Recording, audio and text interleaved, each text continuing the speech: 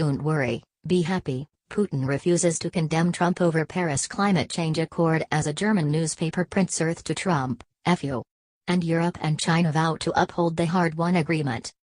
Donald Trump has been lambasted by a German newspaper with the headline Earth to Trump, FKU.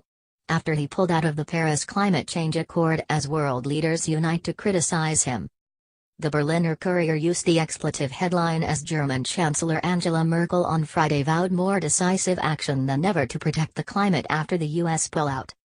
Despite widespread condemnation, Trump has received some support from Russian President Vladimir Putin, who said he will not judge his counterpart's decision and told an economic forum in St Petersburg, "Don't worry, be happy. You shouldn't make a noise about this, but should create the conditions for joint work," Putin said, adding that Trump had said he wanted to renegotiate a new deal. "If such a major emitter as the US is not going to cooperate entirely, then it won't be possible to agree any deal in this area," Putin said. The Kremlin leader said that in my view it was possible, for the US, not to leave the Paris Agreement because it is a framework deal, and it was possible to change the US obligations inside the framework of these agreements. But what has been said has been said. And we need to think what to do further, he said. However, Chancellor Merkel pledged her country's continued commitment to the accord, saying it was a cornerstone of attempts to protect our creation, in reference to climate change. "We in Germany, in Europe and the world will band together to take more decisive action than ever to confront and successfully surmount major challenges to humanity such as climate change," she told reporters. In another statement to the German parliament, Merkel said there was no turning back from the path that began with the 1997 Kyoto Climate Protocol and continued with 2015's historic Paris deal. "The decision of the US president to withdraw from the Paris Climate Agreement is very regrettable, and I'm expressing myself in a very reserved way when I say that," she said, adding that the deal was needed to protect the environment. "To everyone for whom the future of our planet is important, I say let's continue going down this path so we're successful for our Mother Earth," she said to applause from lawmakers. President of the European Commission Jean-Claude Juncker said there can be no backsliding from the agreement as China, the world's bigger polluter, said it would like to uphold the hard-won Paris Accord. Speaking at a summit with China business leaders in Brussels on Friday, Juncker said, "China and the European Union are aligned on the need for international solutions. Nowhere is that more important than in leading the global clean energy transition and the implementation, the full implementation without nuances, of the Paris Climate Agreement. There is no reverse gear to the energy transition. There is no backsliding on the Paris Agreement," he added.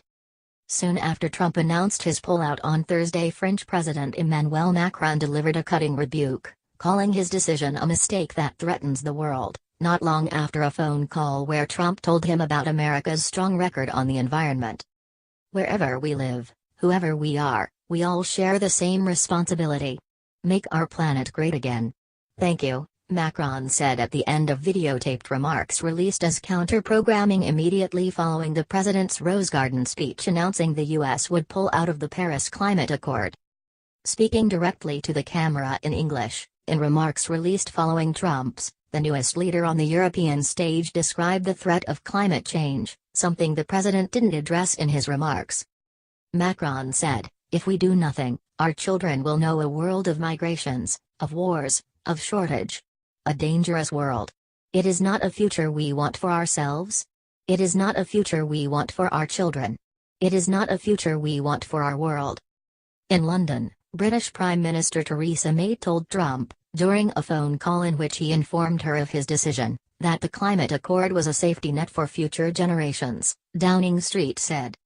"The Paris Agreement provides the right global framework for protecting the prosperity and security of future generations, while keeping energy affordable and secure for our citizens and businesses," May told Trump by phone, it said in a statement.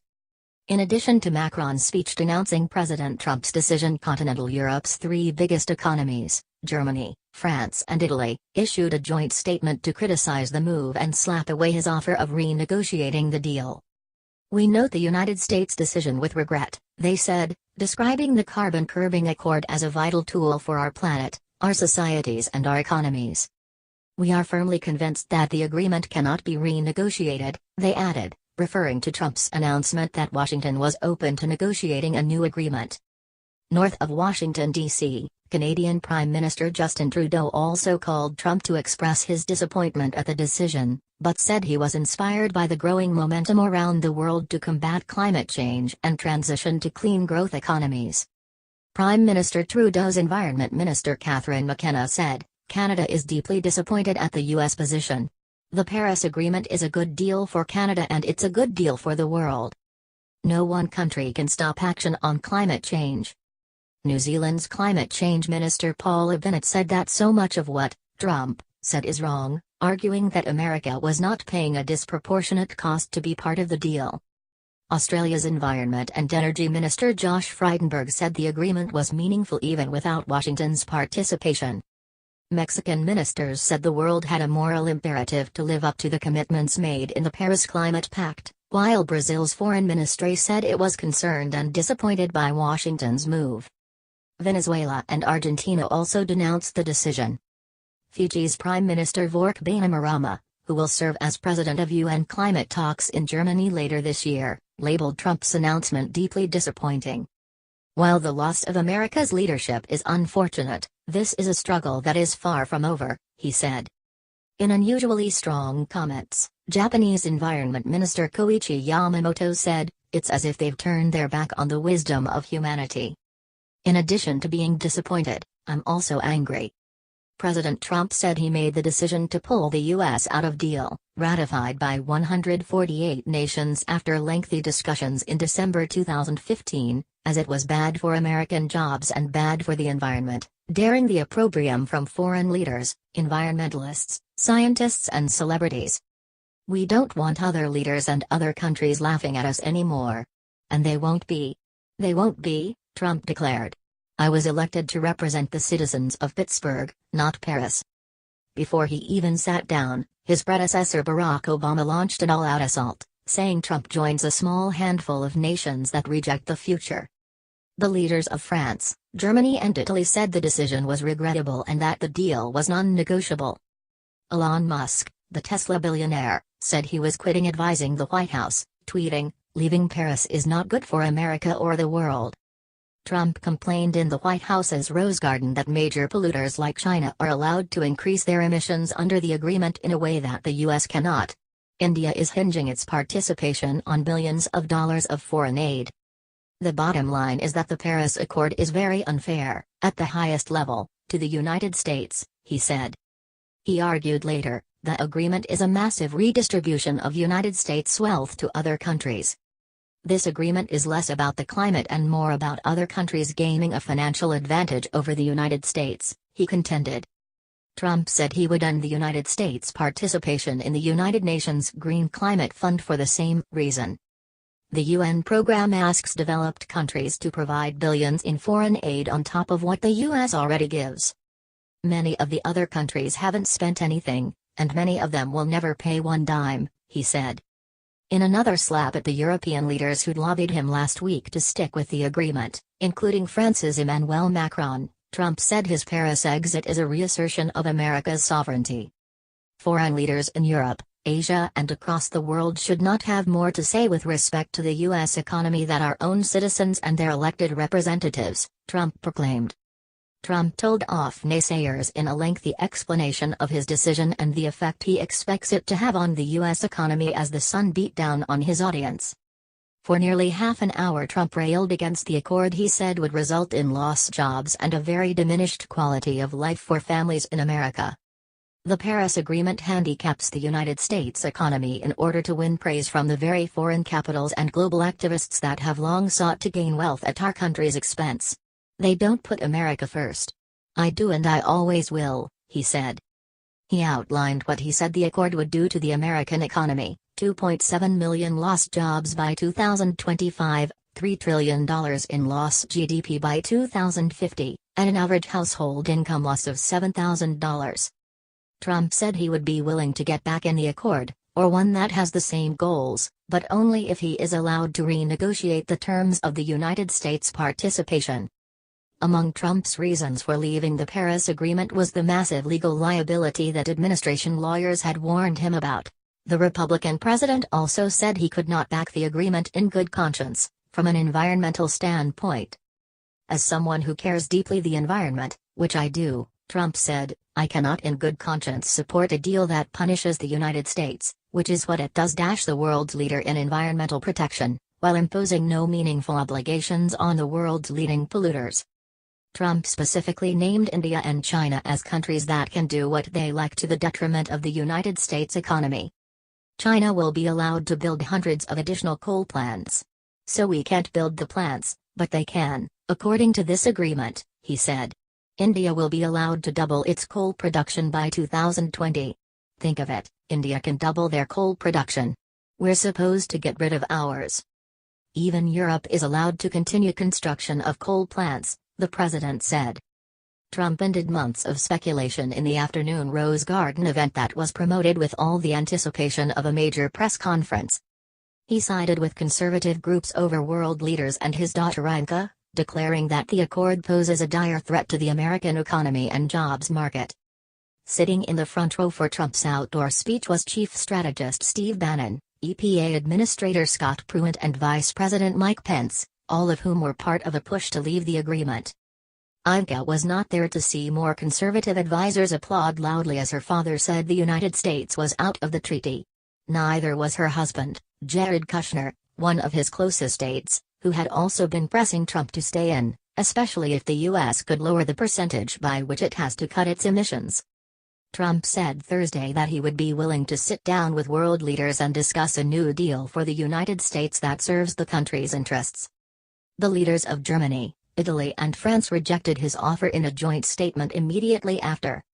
A White House official could not name a country that had expressed interest in new negotiations during briefing with reporters shortly after. All the Trump representative could say was that it was the administration's belief that U.S. allies were going to want to make a deal to keep America, the world's second-largest polluter, in the accord. They have a strong interest in finding common ground with the United States, the official said. We don't want to get out of ahead of ourselves here, the person added as reporters fired off follow-ups. Even if the U.S. were allowed to adjust the terms of its participation in the agreement, it would not matter at the moment. An official who briefed the press could not say what a good deal would like in the president's eyes. Prior to the announcement, an official told DailyMail.com that the United States was unhappy with its nationally determined contribution to greenhouse gas reduction in the agreement. Barack Obama committed the U.S. to a 26 to 28% reduction of emissions from 2005 levels by 2025. The official said the NDC was too aggressive. At Thursday's briefing on the agreement, a senior official could not provide a ballpark range for reduction when pressed by DailyMail.com. The briefer would not comment on Trump's overall position on climate change, either telling reporters to stay on topic when it came up.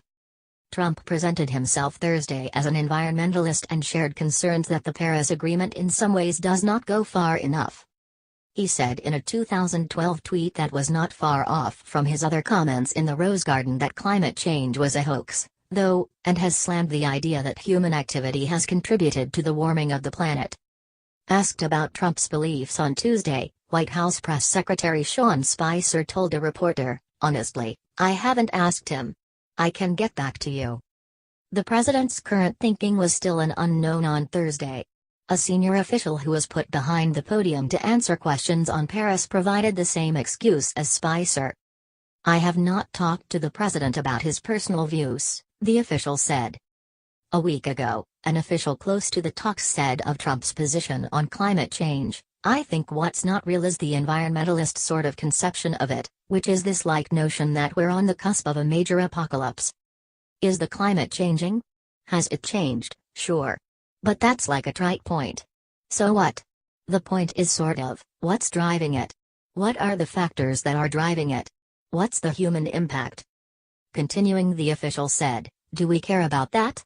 Yeah, sure, we care about answering those questions. The federal government will continue to fund science and continue to try to get the best science back from our scientists." For days, Trump had been hinting that he would make an announcement on Paris this week, but he would not say what he had decided, even after U.S. officials told reporters Wednesday that he was pulling out. The White House tipped its hand just an hour before the president spoke when it distributed a set of talking points to allied organizations that proclaimed, "The Paris Accord is a bad deal for Americans, and the president's action today is keeping his campaign promise to put American workers first."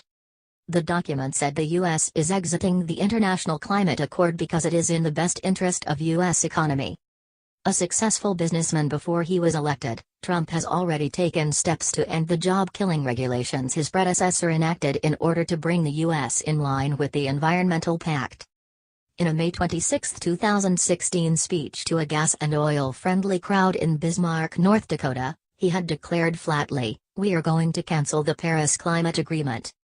Trump also said then that if he were elected he would stop making payments to United Nations programs that fight global warming. The talking points the White House gave to conservative organizations on Thursday said, the accord was negotiated poorly by the Obama administration and signed out of desperation. It front-loads costs on the American people to the detriment of our economy and job growth while extracting meaningless commitments from the world's top global emitters, like China. The U.S. is already leading the world in energy production and doesn't need a bad deal that will harm American workers. Trump, the most unpredictable U.S. president in a century, performed as expected in his speech directly after, despite sending signals of ambivalence about his yes or no decision during the week and telling reporters that he was hearing from a lot of people, both ways. Asked if he was leaning toward an exit, Trump would only say, "You are going to find out very soon."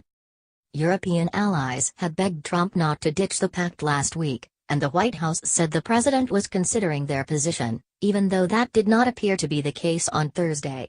Trump specifically smacked leaders in Europe and Asia, the two continents he just visited.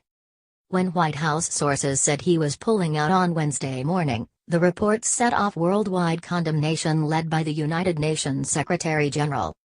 The Vatican called the move a slap in the face before it was announced.